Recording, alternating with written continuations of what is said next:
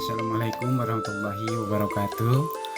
Hari ini kita akan belajar pendidikan agama Islam bab 1, yaitu tentang mari mengaji dan mengkaji Al-Quran, Quran surat Al-Hujurat ayat 13 dan hadis tentang keragamannya. Namun sebelum kita ke materi, terlebih dahulu marilah kita membaca doa sebelum belajar. Doa sebelum belajar. Rabbi zidni ilma warzuqni fahma. Ya Allah, tambahkanlah aku ilmu, dan berikanlah aku rizki akan kepahaman. Dalam bab 1 ini ada 5 pokok materi yang harus kalian pahami. Yang pertama adalah membaca Quran surat Al-Hujurat ayat 13 dengan tartil. 2. Memahami pesan pokok Quran surat Al-Hujurat ayat 13 dengan baik. 3. Menulis Quran surat Al-Hujurat ayat 13 dengan benar dan dengan rapi. Yang keempat, menghafal Quran surat Al-Hujurat ayat 13 dengan cermat. Dan yang kelima, memahami hadis tentang keragaman. Baiklah anak-anakku sekalian, sebelum kita ke materi, marilah kita membaca Quran surat Al-Hujurat ayat 13. Ya ayyuhan nasu inna khalaqnakum min dzakarin wa unsa waja'alnakum syu'uban wa qabaila lita'arafu. Inna akramakum 'indallahi atqakum. Innallaha 'alimun khabir. Nah, anak-anakku sekalian, alhamdulillah kita ini sangat beruntung sekali karena termasuk sebaik-baik umat, yakni umat Islam. Orang yang mau belajar dan mengajarkan Al-Quran. Bukan hanya itu, orang yang membaca Al-Quran akan dibalas setiap hurufnya dengan 10 kebaikan. Sebagaimana sabda Rasulullah SAW yang artinya, siapa saja membaca satu huruf dari kitabullah yaitu Al-Quran, maka dia akan mendapat 1 kebaikan. Sedangkan 1 kebaikan dilipat kepada 10 semisalnya. Aku tidak mengatakan alif lam mim 1 huruf, akan tetapi alif 1 huruf, lam 1 huruf, dan mim 1 huruf. Hadis riwayat At-Tirmidzi dari Abdullah ibnu Mas'ud. Nah, bagaimana kalian membaca Al-Quran? Apakah telah memperhatikan mahrujul huruf dan hukum bacaan tajwidnya? Nah, ketika kalian membaca Al-Quran, perhatikan mahrujul huruf dan hukum bacaan tajwid yang terdapat pada bacaan tersebut. Di tulisan Quran surat Al-Hujurat ayat 13 ada berwarna-warni dengan tujuan memudahkan kalian dalam membedakan hukum bacaan. Yang berwarna biru menunjukkan bacaan mad, yaitu harus panjang, dan yang berwarna merah menunjukkan bacaan gunnah, mendengung 2 harkat, dan yang berwarna hijau menunjukkan bacaan qalqalah atau memantul. Dan yang untuk selanjutnya adalah kita akan belajar mengartikan surat Al-Hujurat 1 per 1. Di antaranya adalah sebagai contoh, ya ayyuhan nas, wahai manusia, inna khalaqnakum, sungguh kami telah menciptakan kamu, min zakari, dari seorang laki-laki, wa unsa, dan seorang perempuan, dan seterusnya. Kalian silakan untuk belajar mengartikan surat Al-Hujurat ayat ke-13. Dan selanjutnya ke pokok materi, yaitu untuk memahami pesan pokok surat Al-Hujurat apa saja. Tapi sebelumnya Bapak ada pantun buat kalian ya. Membawa koran dari mobil, membacanya di pematang sawah, membaca Quran dengan tartil, hati tenang, hidup berkah. Beli manisan di seberang jalan, dengan santun menundukkan kepala. Jangan bosan baca Al-Quran, satu huruf pun dapat pahala. Ke Semarang beli jamu supaya kuat untuk bertahan. Terangkanlah aura rumahmu dengan sholat dan Al-Quran.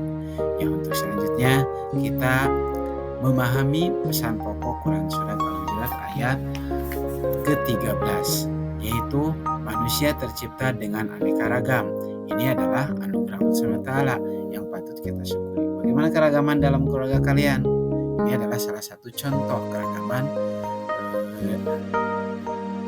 keragaman dalam keluarga, yaitu ada jenis kelamin, bentuk fisik, dan macam-macam sifat dalam keluarga.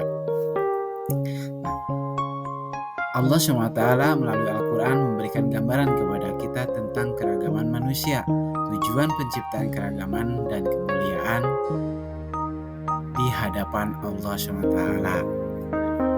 Dikutip dalam surat Al-Hujurat, "Wahai manusia, sesungguhnya kami telah menciptakan kalian berasal dari seorang pria dan seorang wanita, yakni keturunan yang sama dari Adam dan Hawa. Seluruh manusia sama derajat kemanusiaannya, tidak ada perbedaan antara satu suku dengan suku yang lainnya."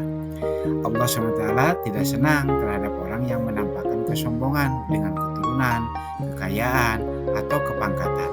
Karena sesungguhnya yang paling mulia di hadapan Allah hanyalah orang yang bertakwa. Karenanya kalian hendaknya berusaha untuk meningkatkan ketakwaan supaya menjadi orang yang mulia di hadapan Allah Subhanahu wa Ta'ala. Di tengah keragaman ini, maka manusia diminta untuk saling berlapang dada dan bertenggang rasa. Manusia sebagai wakil Allah di atas bumi mendapat mandat untuk mengelola dan menjaga kelestarian planet ini. Dalam rangka itu, manusia harus mencipta suasana harmoni dan damai, berbeda dalam persaudaraan, bersaudara dalam perbedaannya. Nah, itu adalah anak-anakku sekalian. Untuk selanjutnya adalah materi yang ketiga, yaitu menulis Quran Surat Al-Hujurat.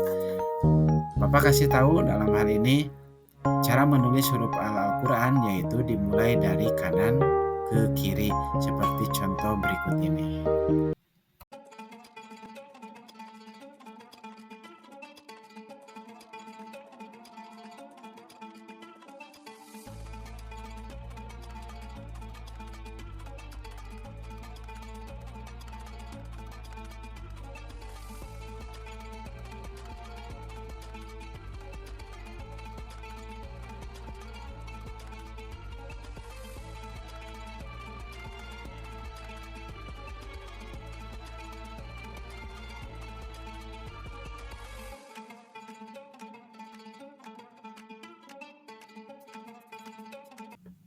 Baiklah anak-anakku, kita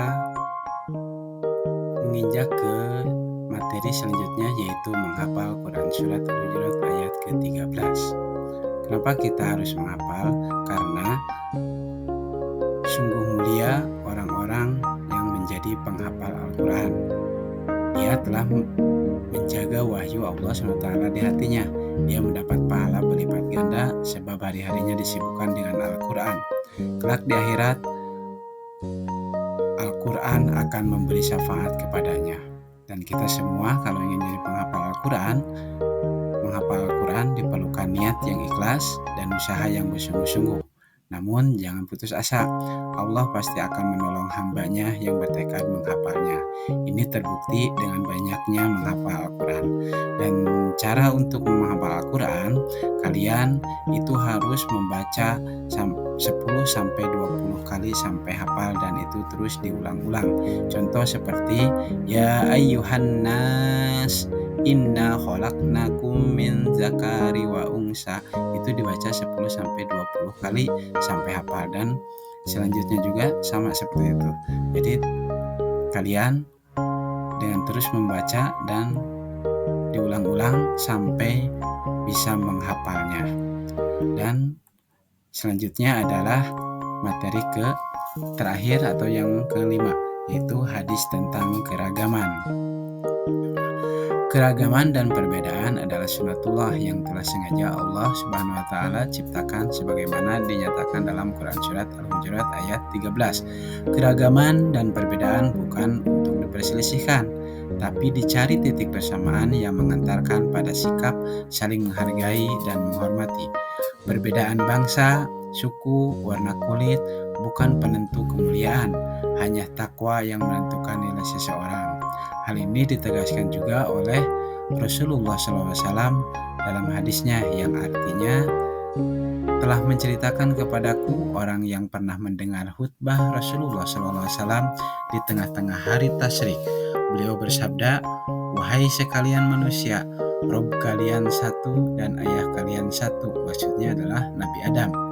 Ingatlah, tidak ada kelebihan bagi orang Arab atas orang Azam atau orang di luar Arab, dan bagi orang Ajam atas orang Arab. Tidak ada kelebihan bagi orang berkulit merah atas orang berkulit hitam, bagi orang berkulit hitam atas orang berkulit merah, kecuali dengan ketakwaan. Hadis riwayat Ahmad dari Abu Nadrah. Nah, itulah materi yang Bapak sampaikan pada kesempatan ini dari 1 sampai dengan 5. Dan terakhir ada pesan dari Bapak, yaitu barang siapa mengamalkan Al-Quran, maka Allah akan memuliakannya di dunia dan di akhirat. Barang siapa yang meremehkan ketentuan-ketentuannya, maka Allah akan menghinakannya meski dia orang yang mulia di sisi manusia. Ini adalah sebuah hadis dari Muslim dari Umar bin Khattab. Terima kasih atas segala perhatiannya. Semoga kalian bisa mengerti dan memahaminya. Wabillahi taufiq wal hidayah. Wassalamualaikum warahmatullahi wabarakatuh.